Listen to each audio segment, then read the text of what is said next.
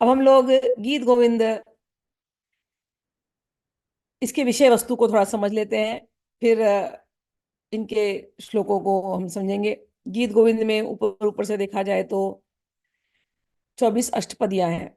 अष्टपदी का अर्थ होता है कि आठ आठ स्टैंजाज, आठ आठ लाइन दोहे जैसे होंगे, 8 पैराग्राफ की पद जो होते हैं अष्टपदी होते हैं।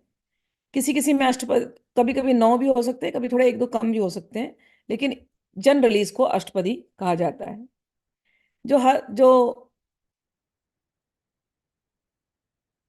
जो ये पढ़े गीत गोविंद, तो कहते हैं कौन पढ़ सकता है। कई बार लोग बोलते हैं गीत गोविंद नहीं पढ़ना चाहिए, वो अनधिकारी को बोलते हैं। तो किसको अधिकार है? तो किसको अधिकार है, कह रहे हैं, यदि हरि स्मरणे सरसम मनो, यदि विलास कलासु कुतूहलम, मधुर कोमल कांत पदावलिम। कहते हैं कि यदि आपके मन में हरि की जो सुंदर सुंदर कथाएं हैं, इसको सुनने का उत्साह हो, लेकिन कौन सी कथा?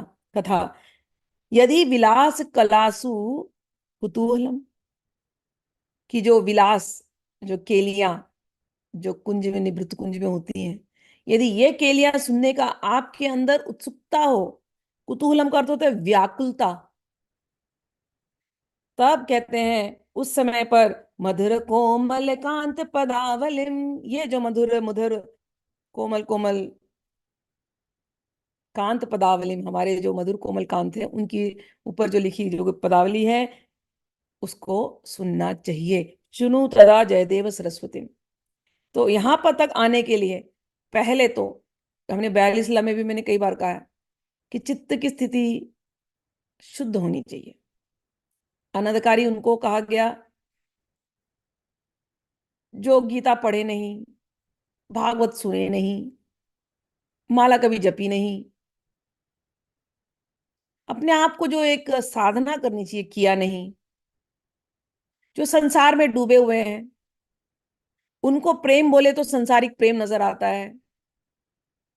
संसारिक प्रेम कोई प्रेम नहीं है, तुच्छ है वो सत्य में। जो संसारिक प्रेम के अनुभवों से ऊपर उठ चुके हों और सच में जो दिव्य प्रेम का अनुभव करना चाहते हो, ये भक्ति से भी परे की स्थिति है। भक्ति में भी साधन चलता है, लेकिन यहाँ ये सहज भाव, सहज भाव चलता है।